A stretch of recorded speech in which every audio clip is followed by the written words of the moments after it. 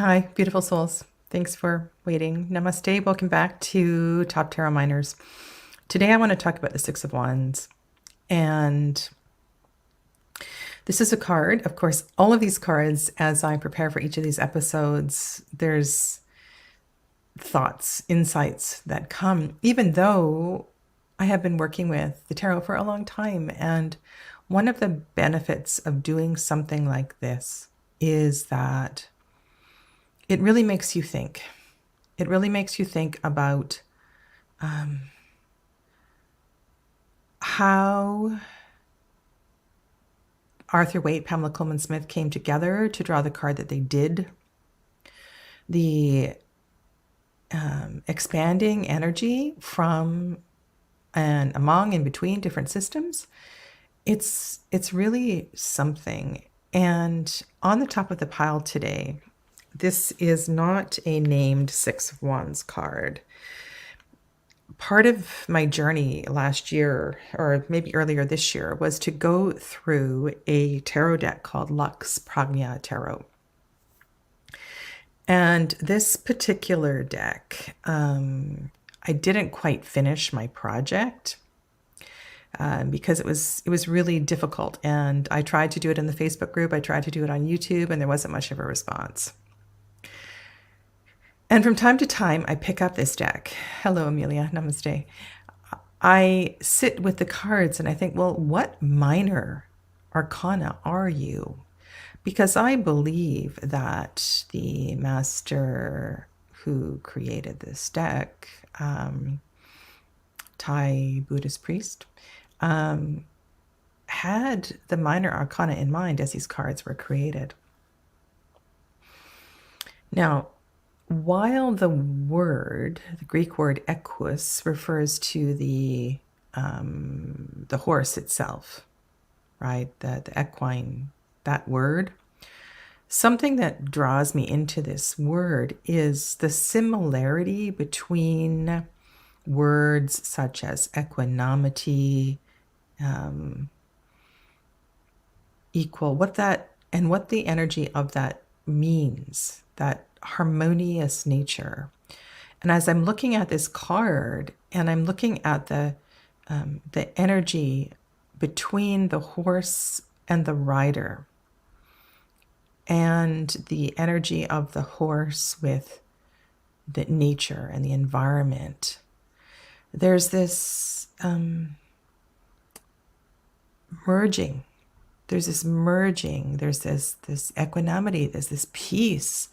This equalness of one's nature that is so very beautiful. Welcome, Clevis.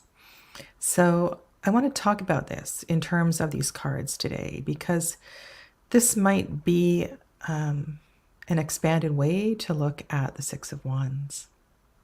So welcome, everybody. My name is Sadhana. If you're new, I'm a tarot reader and just and have been for a long time, absolutely loving this deep dive. And I have a lot to share, and I hope that if what I say resonates with you, that you become a subscriber to the channel. And I appreciate you all in whatever way you can be here with me. Let's just turn to the Herb Crafter for a second. This beautiful table set with 6 candles, the nasturtiums. Imagine the peppery taste of the nasturtiums in your mouth. A table is set for making spells with friends. Large beeswax pillars wait to be adorned. Red and gold glitter spills onto the table. Nasturtium flowers, crimson, orange, and yellow. Pepper the table. A candle is lit in the center of the holy mess to mark the beginning of the sacred time. Raise a little power for healing and transformation. Cheer on your friends and praise their accomplishments as they do for you. Drawing bees and nourishing soil, wildly growing nasturtium is a vibrant plant that brings life to the garden. Your ability to bring people together creates magic. Claim your place as a community leader.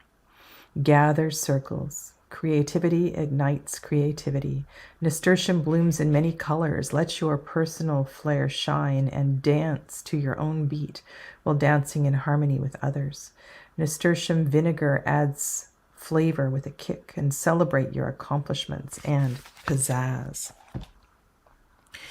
This energy of the Six of Wands brings so many concepts of the tarot together. The quality of fire and pepper and igniting that passion and flame within comes together in this perfect 6 number where we find union, yoga, harmony, peace, beauty. And so there is this, I don't know, it's like a vibration when everything just clicks. This is not the final piece to the puzzle. That's sort of a major arcana kind of thing, but there's a knowing here. And don't forget as well too that the Six of Wands, the energy of wands, also very much connects to magic and spirit. And I like that the notion of spells is brought into this card as well too. And whether it's spells or intentions or mantra, there's a power, there's a drive, there's something as well here that unites the quality of air. And don't forget that fire, in order to burn brightly, also needs air to breathe. Then I think about the horse and the expansion of air in the lungs and the air on the face of the rider. So there's this real coming together of elements and energy and frequency that I think gets missed in this card. Like, why is this the card of victory or success? What is it here? If you look at the this one hiding underneath, this is the Vision Quest Tarot. The sunflower reaches for the sun, and all of the arrows are in alignment here. Let me switch this so you can see the cards better. Everything is just working together. And that is not so different from the energy of the lacrosse game in the slow tarot, or the ballerina taking the bow in the tarot of the abyss. The team has come together. It's like all of a sudden, it's one of those games where all the passes were completed. Everybody just happened to be in this perfect place, and it flowed. The game was like a dance. It was brilliant, and the audience sat there and was just in awe of the nature of this game. And so this is not the victory of one. This is the success of the recognition of this beautiful coming together of energy. And the same with the ballerina. There is tremendous humility here as well too, as she takes to that knee and bows on the stage, thanking her physical body, thanking her choreographer, that very first ballet teacher who likely had a piece of wood in hand and wrapped her leg in some position. There's a lot that comes together here. And the energy of 6 and the Sephira of Tiferet, I really feel like, when we come into this, it's time for me to do another tarot gratitude series. That was such a great series. It was Jen at in Australia, Jen Psychology Tarot, Jen Science. She's changed her name a few times and isn't very active these days on YouTube, but she was the one that initiated that series, Tarot and Gratitude, and the idea was to pick a deck, or not necessarily one deck, and draw a card each day, and then find the gratitude in that particular card. And I think gratitude in the sixes is a wonderful medicine right? And when we come into the frequency of gratitude, we also begin to understand how all these little bits and pieces come together. If I look at 6 of Wands, see how quickly I can find it in the Waite Smith Tarot. I think it's really, really important to observe the whole, right? The whole picture. And sometimes we are a little further out in this image, depending on the Waite Smith inspired deck, and we do see the whole of the parade, the community that welcomes home this victor. And they are it is their success as much as it is the success of the one that is riding the horse and leading this parade. There have been, there were meals made. This is one of those, Tim Hortons commercials. You need to be in Canada to know what that means, but it's one of those highly emotional, and Tim Hortons did a bunch of TV commercials for the Olympics over the years, particularly the Winter Olympics, where you would see all that there was to support a child from childhood to podium. This is a really important card in the tarot, and I've chosen a couple others here today, and I really tried to expand my mind with this card. In the Wild Unknown Tarot, there's a deep process of this unfolding. And if you think about the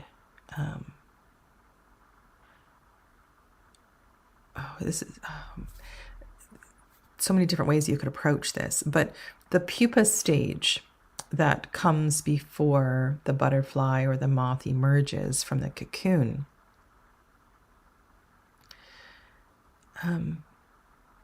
is that phase of development where, if you think of the lacrosse team or the ballerina, where we are nourished and we train and we prepare. It's that stage of preparation before the peak moment that we see in this card. And the butterfly emerges because of the conditions that the pupa was in, thanks to the protective branches, thanks to the weather cooperating, the health of the worm that was inside. I mean, so many things. It's not, there's always so much that contributes to this, to the success. And if I go back to the sacred circle in this one, this kind of energy of coming together and intention setting, I think, is the big picture of this, of community, and we are stronger together and we're here to support one another. The card that's hiding in the background, this is the Chrysalis Tarot. And I didn't read the guidebook for this. I haven't studied this deck, but I put this in my list of cards to pull out as I was preparing for this series. And there's just something here that I remember the very first time I hung prayer flags in my garden, and the feeling that it gave to that little corner was truly something So what I'm seeing in this Six of Spirals is this energy of spirit that is connected to the practice of hanging prayer flags. They flutter in the wind. They are exposed to the elements. They fade, they get tattered. And yet somehow they stand and they represent this journey against the elements. And in this card, there is either, a full moon or the sun, and we see the beauty of the branches and how the branches encircle these flags. And I don't know, there's just something about the synergy of this card and this man-made element actually enhancing nature. And perhaps it helps human to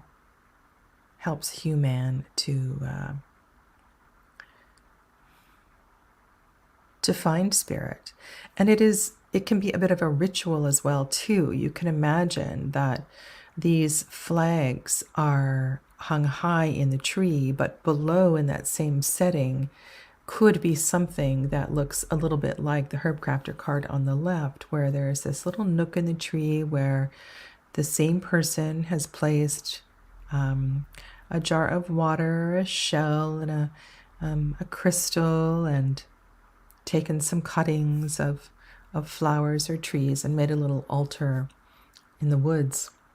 And so we honor, we celebrate. There's just so much to this card.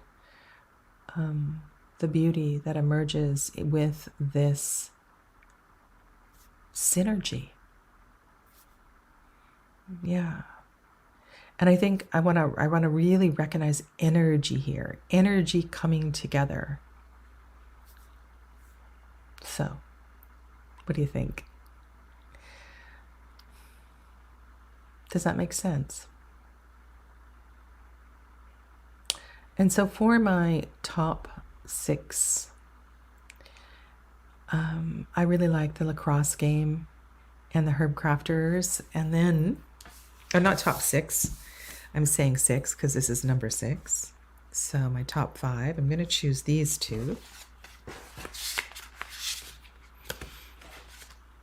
And it's, there are, in this series, of course, there are other decks and other cards that I've missed or forgotten, and I kind of want to honor all of those cards as well too.